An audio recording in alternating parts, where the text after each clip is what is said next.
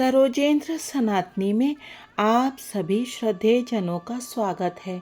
हम सुन रहे हैं ऑटोबायोग्राफी ऑफ ए योगी।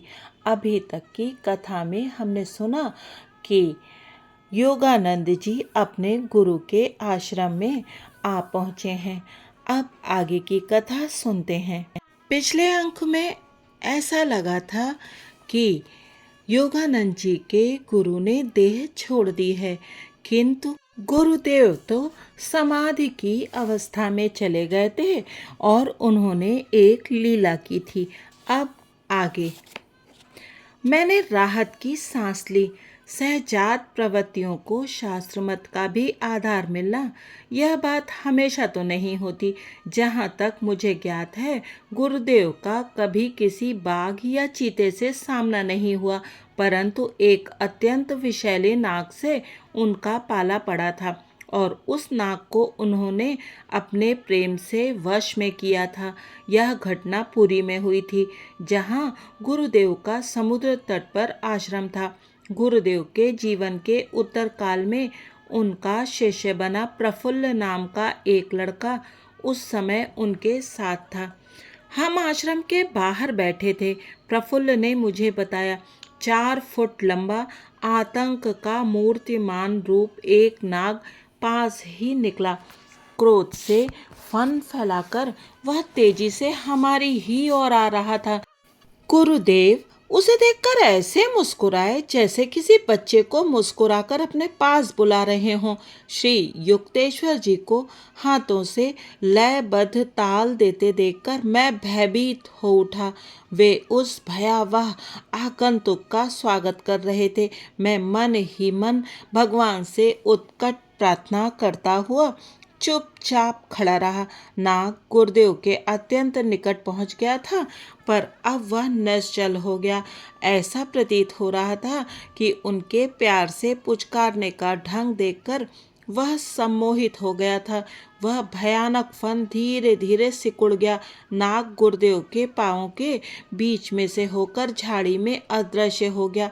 गुरुदेव क्यों हाथ हिला रहे थे और नाग ने उनके हिलते हाथों पर फन क्यों नहीं मारा? ये बात उस समय मेरी समझ से परे थी। उस घटना से अब मेरी समझ में यह आ गया है कि हमारे गुरुदेव को किसी प्राणी से हानि का भय नहीं है। प्रफुल्ल ने अपनी कहानी समाप्त करते हुए कहा, आश्रम में आरंभ के महीनों में एक दिन अपराह्न में मैंने श्री युक्तेश्वर जी की भेदक दृष्टि अपने ऊपर स्थिर पाई। तुम बहुत दुबले पतले हो मुकुंद। उनकी बात ने मेरी दुखती रग को छू लिया। अपनी धसी हुई आंखें और क्रश देह मुझे भी अच्छी नहीं लगती थी। मुझे बचपन से ही अजीर्ण की शिकायत थी। घर में मेरे कमरे में एक ताक पर पाचक और बलवर्धक औषधियों की अनेकानेक शीशियां पड़ी थीं, परंतु किसी से भी मुझे कोई लाभ नहीं हुआ था। कभी कभी तो मैं मन ही मन सोचा करता था कि क्या इतने दुर्बल शरीर में जीने का भी कोई अर्थ हो सकता है। औषधियों की अपनी सीमाएं हैं। दिव्य संजीवनी प्राण शक्ति की कोई सीमा नहीं। विश्वास रखो तो तुम स्वस्थ और बलवान हो जाओगे। गुरुदेव के शब्दों से मुझे तुरंत यह विश्वास हो गया कि मैं उनमें निहित सत्य का अपने जीवन में सफल प्रयोग कर सकता हूँ। अन्य कोई भी चिकित्सक मैंने कई आजमाए थे, मुझमें इतना गहरा विश्वास नहीं जगा सका था। दिन प्रतिदिन मेरे स्वास्थ्य और बल में वृद्धि होने लगी। श्री युक्तेश्वर जी के गुप्त आशीर्वाद से 2 सप्ताहों में मेरा इच्छित वजन मुझे प्राप्त हो गया, जो अब तक अन्य उपायों से प्राप्त करने में मैं व्यर्थ प्रयास करता रहा था। मेरे पेट के सारे विकार सदा के लिए दूर हो गए। बाद में तो अनेक बार अपने गुरु को दैवी शक्ति द्वारा लोगों को मधुमेह, मिर्गी, क्षय रोग और पक्षाघात जैसी बीमारियों से मुक्त करते देखने का सौभाग्य मुझे प्राप्त हुआ। कई वर्ष पहले मैं भी अपना वजन बढ़ाने के लिए आतुर था। मुझे स्वस्थ करने के थोड़े ही दिन बाद गुरुदेव मुझे बता रहे थे, एक उग्र बीमारी से उठने के बाद मैं स्वास्थ्य लाभ कर ही रहा था कि वाराणसी में लाहिड़ी महाशय के दर्शन के लिए चला गया। मैंने कहा, गुरुदेव, मैं बहुत बीमार था और मेरा वजन बहुत कम हो गया है। मैं देख रहा हूँ युक्तेश्वर कि तुमने पहले तो अपने आप को अस्वस्थ कर लिया और अब सोचते हो कि तुम दुबले भी हो गए हो। मुझे जिस उत्तर की आशा थी उससे तो यह उत्तर कहीं हट कर था, परंतु मेरे गुरुदेव ने मुझे हिम्मत दिलाते हुए आगे कहा, मुझे देखने दो, मुझे विश्वास है कि कल तक तुम्हारा स्वास्थ्य बेहतर हो जाएगा। मेरे श्रद्धालु मन ने यह मान लिया कि उनके शब्द इस बात का संकेत है कि वे गुप्त रूप से मुझे स्वस्थ करने वाले हैं। दूसरे दिन प्रातःकाल ही मैं उनके पास पहुंच गया और उल्लास के साथ मैंने कहा, गुरुदेव, आज मुझे कल की अपेक्षा बहुत अच्छा लग रहा है। सचमुच आज तुमने अपने आप को शक्ति से भर लिया है। नहीं गुरुदेव, मैंने सविनय प्रतिवाद किया, ये तो आप हैं जिन्होंने मुझे स्वस्थ कर दिया है। कई सप्ताहों में आज पहली बार मैं अपने में कुछ शक्ति अनुभव कर रहा हूँ। हाँ हाँ, तुम्हारी बीमारी तो काफ़ी गंभीर थी। तुम्हारा शरीर अभी भी काफ़ी दुर्बल है। कौन कह सकता है यह कल कैसा रहेगा।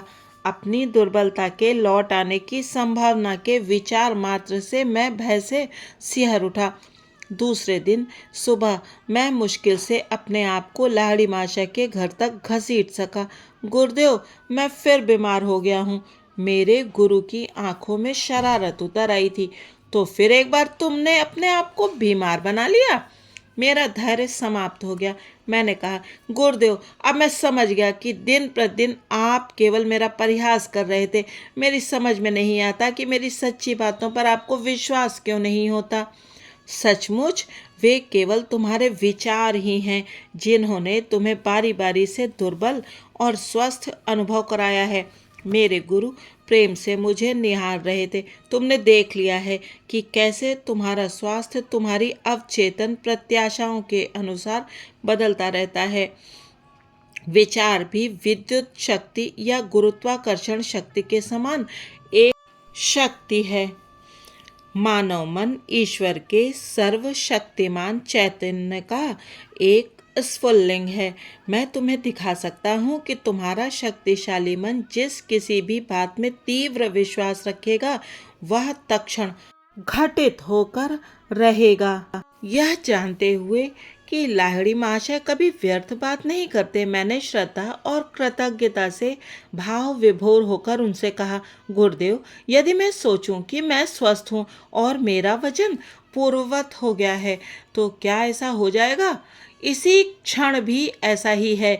मेरी आंखों में एकाग्रता पूर्वक देखते हुए गुरुदेव ने गंभीरता से कहा, मैंने तत्क्षण न केवल अपनी शक्ति में बल्कि वजन में भी वृद्धि अनुभव की।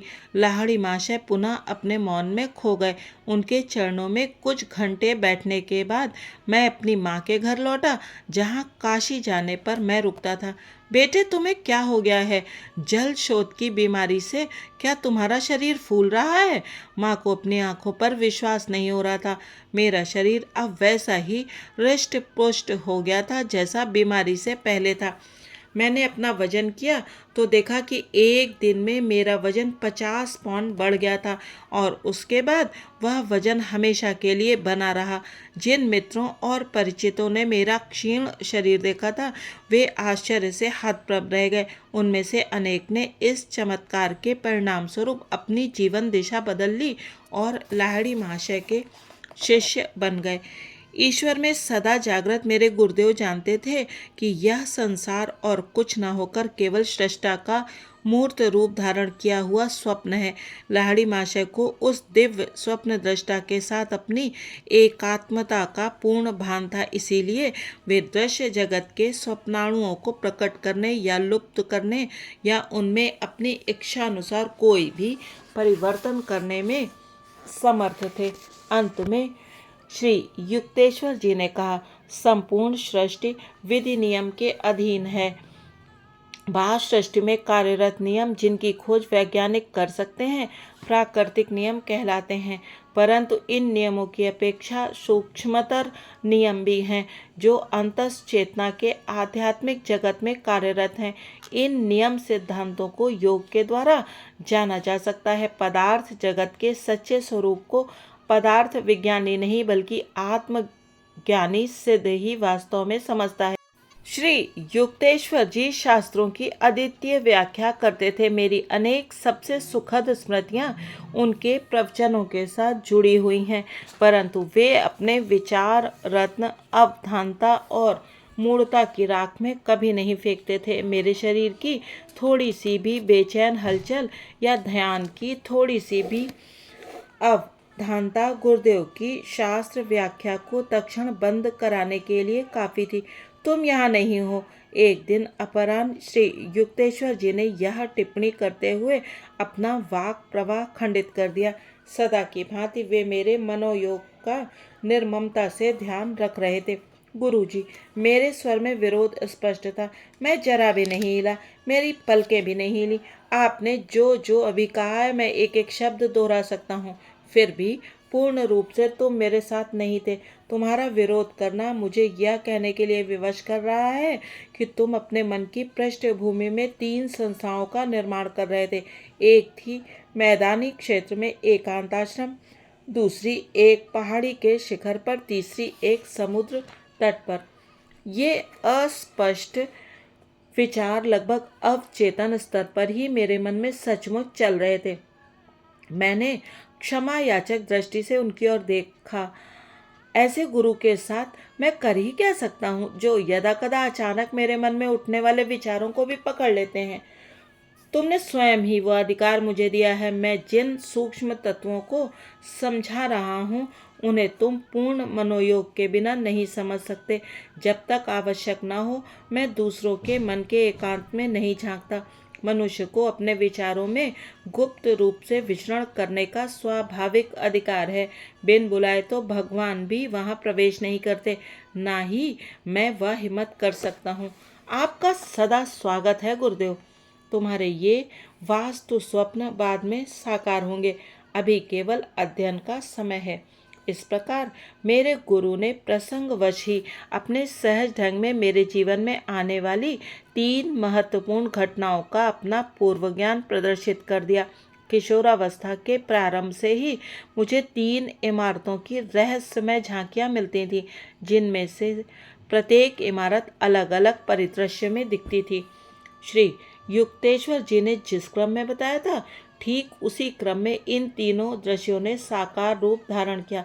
सर्वप्रथम राज्य के एक मैदानी क्षेत्र में मेरे द्वारा स्थापित बालकों के लिए योग विद्यालय की स्थापना, फिर लॉस एंजल्स में एक पहाड़ी पर मेरा अमेरिकी मुख्यालय, और उसके बाद विशाल प्रशांत महासागर के तट पर कैलिफोर्निया के एंसिनिटस में एक आश्रम। गुरुदेव कभी गर्व के साथ ऐसा नहीं कहते थे कि मैं भविष्यवाणी करता हूँ कि अमुक अमुक घटना घटेगी, बल्कि वे संकेत मात्र देते। तुम्हें नहीं लगता कि ऐसा हो सकता है? परंतु उनके सादे वक्तव्यों के पीछे भविष्य दृष्टा की शक्ति छिपी रहती थी। वे एक बार कही हुई बात को कभी वापस नहीं लेते थे, ना उसमें कभी कोई परिवर्तन करते थे। उनकी किंचित ढकी हुई भविष्यवाणी कभी मिथ्या सिद्ध नहीं हुई।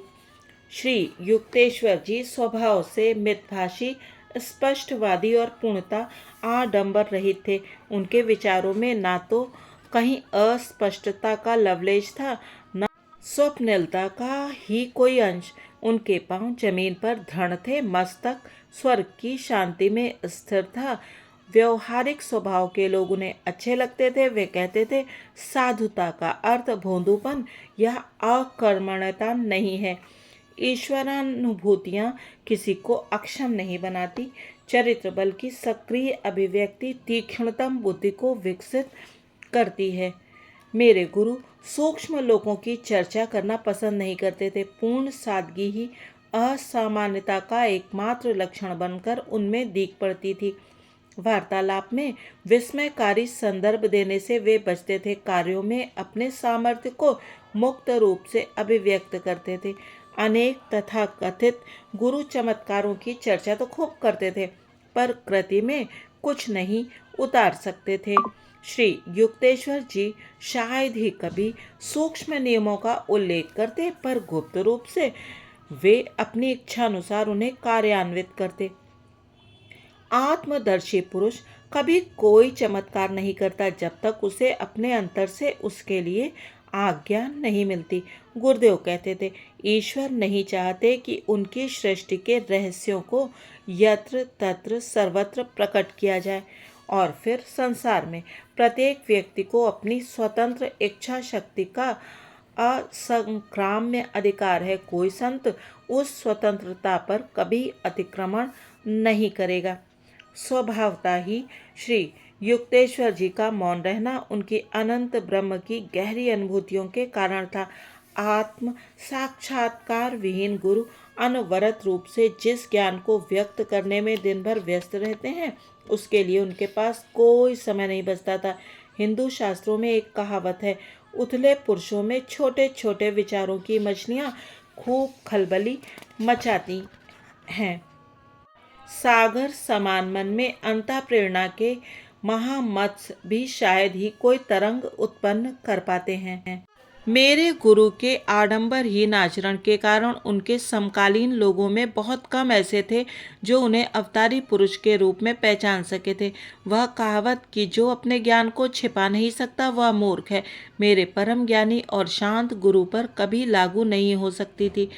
यद्यपि श्री युक्तेश्वर जी ने भी अन्य मर्त्य लोगों की तरह ही जन्म लिया था, तथापि वे सृष्टि के नियंता के साथ एक बन चुके थे।